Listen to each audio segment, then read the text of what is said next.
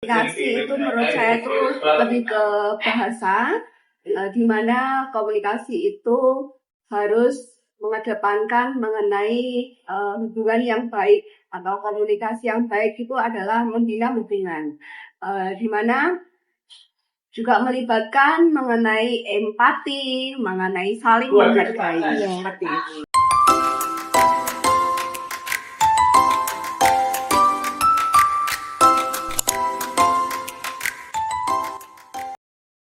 Hello everyone, welcome back to my video. I'm Fadila Agania Fairnisa. I'm from East Java.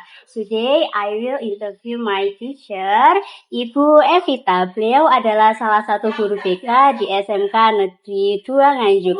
Hari ini kita akan berbincang-bincang mengenai cara berkomunikasi yang baik in school, society, and social media. Baik Bu Evita, bisa tolong dijelaskan mengenai gambaran umum tentang berkomunikasi yang baik itu seperti apa sih Bu? Ya, gambaran umum mengenai komunikasi ya. Komunikasi itu menurut saya itu lebih ke bahasa, di mana komunikasi itu harus mengedepankan mengenai hubungan yang baik atau komunikasi yang baik itu adalah membina hubungan, di mana juga melibatkan mengenai empati, mengenai saling menghargai, seperti itu.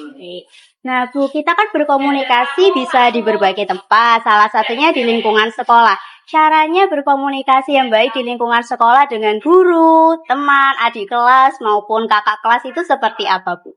Iya, tentunya beda ya komunikasi di sekolah dengan guru, dengan teman, dengan kakak kelas dan adik kelas. Menurut konsepsi saya, komunikasi dengan guru dilakukan tentu ada poin-poin yang bisa diperhatikan. Di antaranya harus hormat, harus aktif apabila kita tidak tahu sesuatu, kita aktif bertanya. Kemudian juga terbuka tentang apa yang belum kita ketahui. Kemudian kalau dengan teman, kita harus saling menghargai, terbuka juga, dan saling membantu agar itu terjadi komunikasi. Kemudian dengan adik kelas, kita juga harus menerapkan yang namanya sabar. Karena biasanya antara kakak dan adik itu kan kakak yang mendominasi. Nah di situ kalau komunikasi dengan adik kelas harus sabar, kemudian juga harus menjadi contoh yang baik.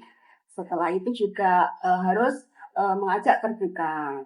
Kemudian kalau dengan kakak kelas, kita juga harus hormat dan belajar dari mereka. Ya Bu, kita kan udah membahas cara berkomunikasi yang baik di sekolah. Nah sekarang pertanyaan selanjutnya itu bagaimana etika berkomunikasi di lingkungan masyarakat dan juga di sosial media? Ya, tentunya komunikasi di masyarakat, di lingkungan juga harus memperhatikan hal-hal. Nah, di antara lain kita juga harus hormat. Jadi menggunakan sapaan dengan sopan. Kemudian hormat orang lain dan tidak memotong pembicaraan. Harus mendengarkan dengan penuh perhatian. Kemudian juga harus jujur memberikan informasi dan tidak atau menghindari seputar gosip. Kita harus mengedepankan fakta-faktanya itu. Dan yang terakhir kita harus sopan dan tidak tidak memotong itu tadi pembicaraan dan menggunakan bahasa yang baik. Ya. Kemudian kalau di sosial media kita harus lebih hati-hati.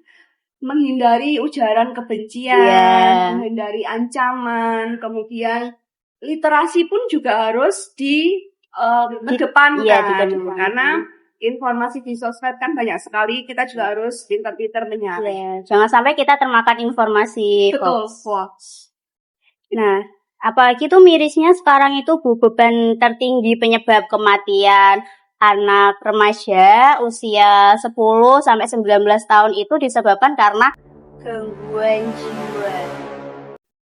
Betul sekali. Jadi akhir-akhir ini memang banyak sekali kejadian remaja yang mengalami kondisi mental, kemudian dia lebih banyak menghabiskan waktu di sosmednya. Nah, Iya. ini menurut dari pandangan saya, sebagai remaja itu perbanyaklah teman, perbanyaklah kegiatan-kegiatan yang positif. Kemudian pikiran lebih harus terbuka. Terbuka dengan cara apa? Dengan cara banyak membaca, sehingga kemampuan literasi kita juga akan bertambah. Jadi dengan kemampuan literasi yang baik, kita juga akan bisa berkomunikasi dengan baik, dan hal-hal atau berita-berita yang tidak jelas kebenarannya juga akan tersaring dengan baik. Ya. Jadi yang bisa saya simpulkan dari perbincangan saya dengan Bu Vita hari ini itu adalah bagaimana kita bisa menjaga komunikasi kita, entah itu lewat verbal, non-verbal, maupun visual, itu dengan baik supaya tidak merugikan diri kita sendiri dan juga orang lain. Oke Bu, sebelum penutupan mungkin Bu Vita ada pesan yang ingin disampaikan kepada pelajar yang saat ini mungkin sedang menonton video kita. Ya, tentu ya, kalian sebagai remaja, yang pertama juga yang harus perhatikan, karena banyak berita atau informasi yang tidak benar. Kalian juga harus memperbanyak literasi, kemudian menambah skill komunikasi, cara berkomunikasi yang baik, kesadaran dari diri sendiri. Kemudian perbanyaklah teman agar kalian bisa terbuka juga dalam berkomunikasi, juga melatih keterampilan komunikasi itu sendiri. Bu Evita, terima kasih sudah meluangkan waktunya untuk sesi wawancara hari ini. Ya, sama-sama. Ya, okay, see you next video guys.